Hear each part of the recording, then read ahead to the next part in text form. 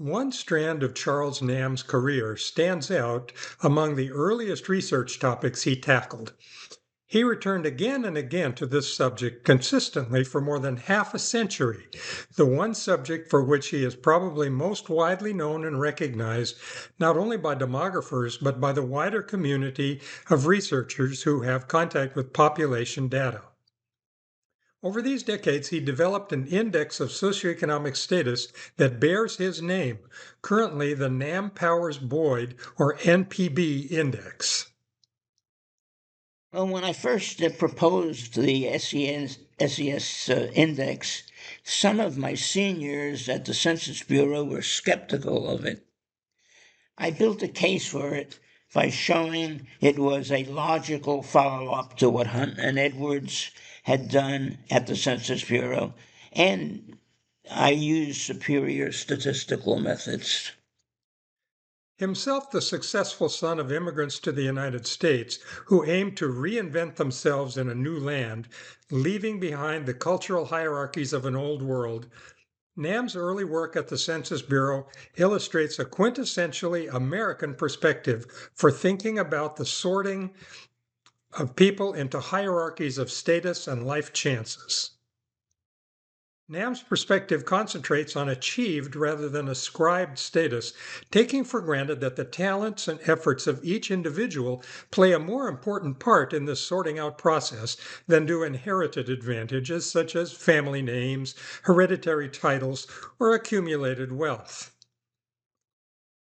A common extension of this particularly American mythos about life chances suggests that you are what you do.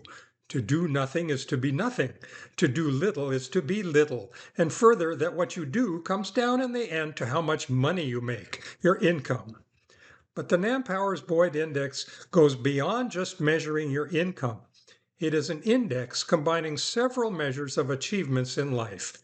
20 years after the first census working paper, Namm and Mary Powers explained, if education is an indicator of the prerequisite required for an occupation, and income is a measure of the reward that society will bestow on an occupation, then occupation may be viewed as an intervening activity between these two variables and hence a good single indicator of status. Well, as you know, I was employed by the Census Bureau at two different times. The first time was just after I finished my bachelor's degree at New York University, and the Census Bureau hired me as a junior professional to work on the 1950 census. The second time was after my graduate studies at the University of North Carolina, and I was hired again by the Census Bureau to become chief of the Education and Social Stratification branch, which had been actually set up for me. I explored developing various indicators of social stratification. One of those indicators I explored had to do with an individual's occupation. Two of the components of the NPB index, education and income, lend themselves to relatively simple measurement, years of formal schooling and dollars of income. The vast diversity of the division of labor in a complex society like the United States, however, poses a great challenge to any attempt to compare different occupations and rank them in some status hierarchy. Researchers have responded to this challenge in two fundamentally different ways.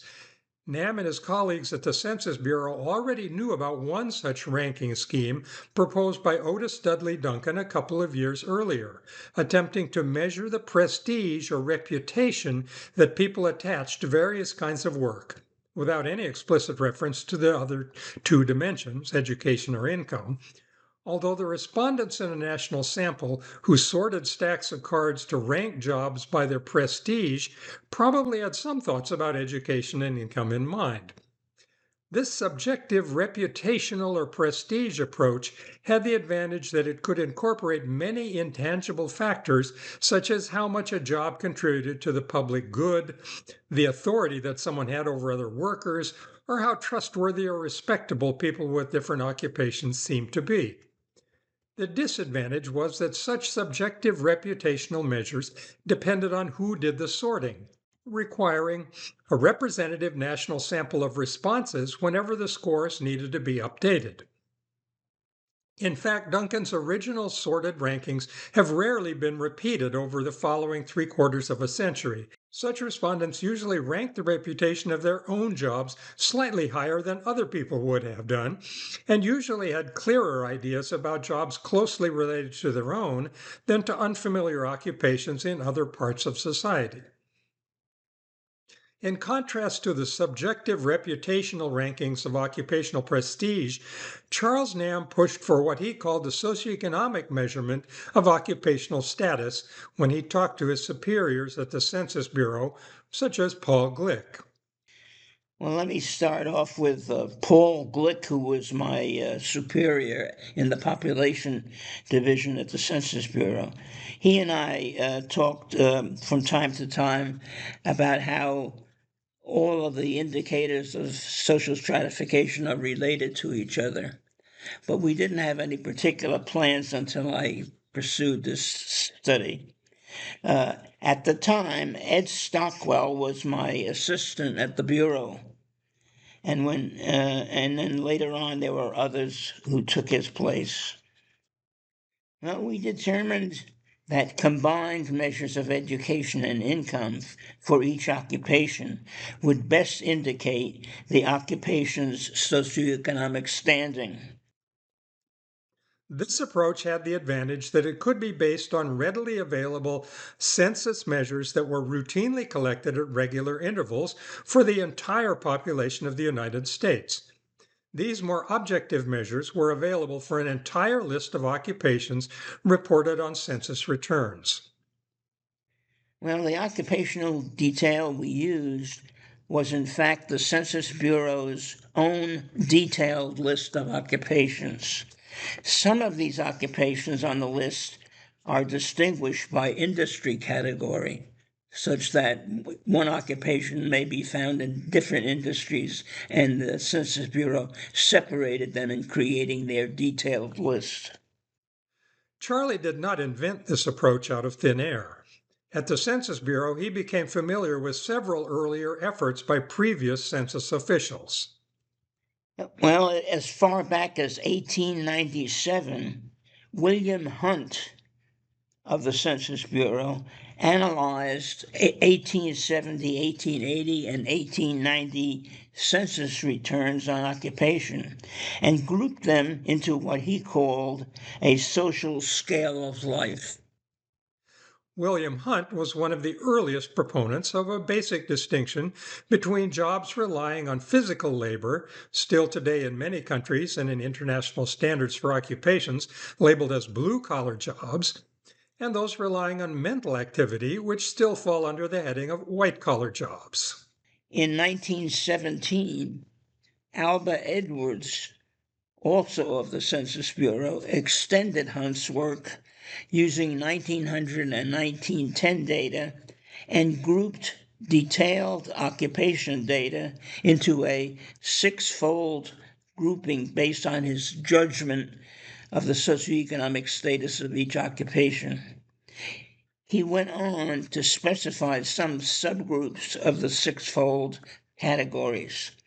I decided to update Edwards' work using education and information for each occupation instead of my judgment. The first component of Namm's measure of a particular occupation's status counts years of formal schooling completed by all chief income earners from the 1960 census who reported having that occupation. While this report considered 464 different occupations, a few major occupational headings are illustrated here to show such results. Note that in 1960, as in all census counts, we observe a heaping of responses at certain levels of schooling, such as completing 8th grade, completing high school, or graduating from college, not a smooth distribution like a normal curve. Well, the measure of education were determined for the chief income recipient and assigned to other family members.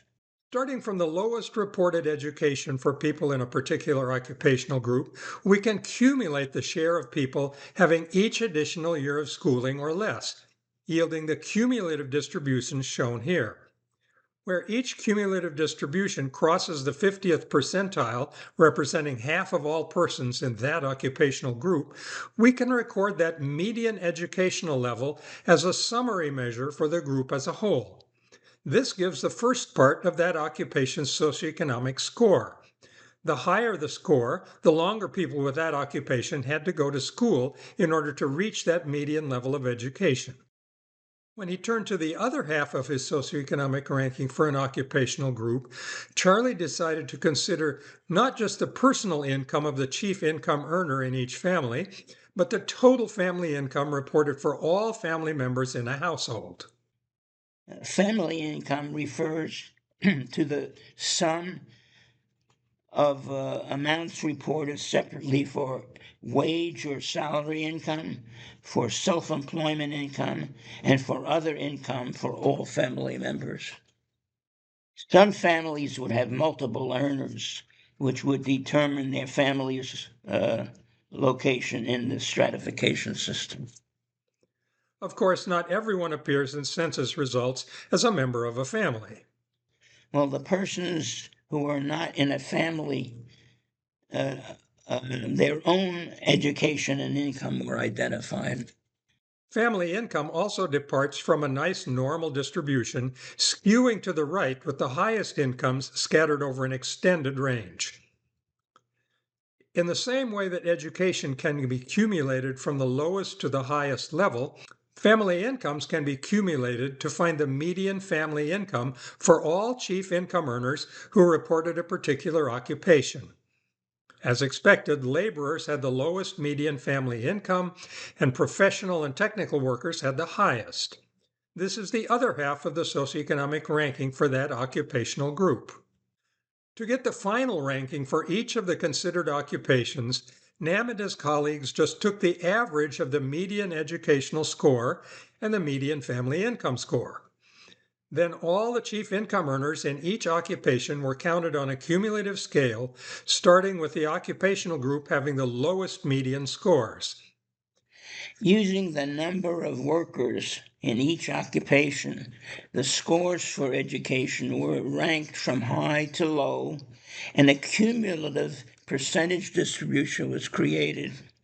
For example, persons who completed 5 or more years of college, the highest education level, were distributed between the 96th and 100th percentile of the distribution of people.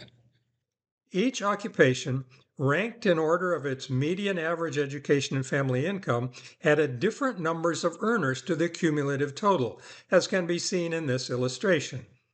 The position of each occupational group along the horizontal axis reflects not only the number of people reporting these occupations, but also the number of people in all other occupations with lower combined median scores.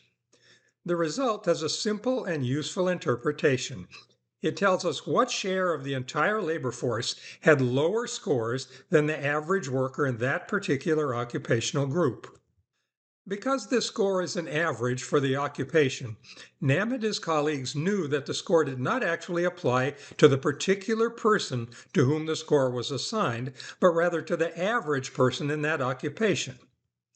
Recognizing that a lot of variability of both educational background and resulting income appears dispersed around the median within each occupational category, the final socioeconomic index value for each individual household adds individual level information about the educational attainment of each individual chief income earner.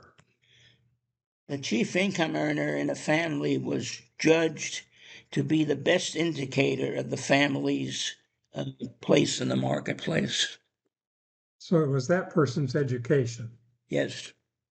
This means that a person with more education than someone else in the same occupation will get a higher NPB score. In the same way, the final socioeconomic index value for each individual household also adds individual information about the total family income of people in the household This means that if two families have a chief income earner in the same occupation, the family with higher total family income will have a higher NPB score. The NPB index averages together the group score for the occupation as a whole and separate calculations of each chief income earner's ranking on the scales of years of schooling and family income. There is more to socioeconomic status, as reflected in the NPB index scores, than just rankings of occupations as broad social categories. While these scores do reflect such broad social facts about American life, they also capture individual variability in both educational background and resulting income to give each household a nuanced place in the status hierarchy of society.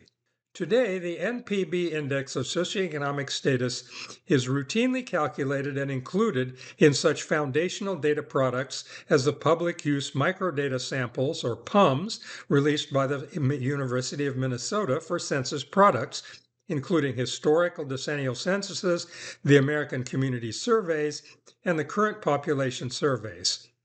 The index has received wide approval. Numerous researchers have used it, and it is included in integrated public use microdata series published by the University of Minnesota in PUMS. The NPB index is among the most widely used summary measures of a person's position in the status hierarchy of society and is available today for population data from Canada as well as from the United States.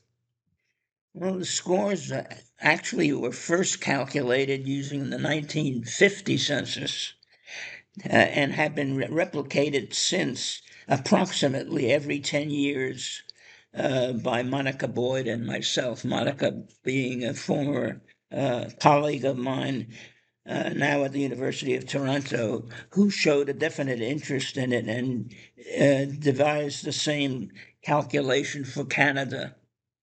References to these data, incidentally, can be found in a website which we set up for this purpose, www.npb-ses.info.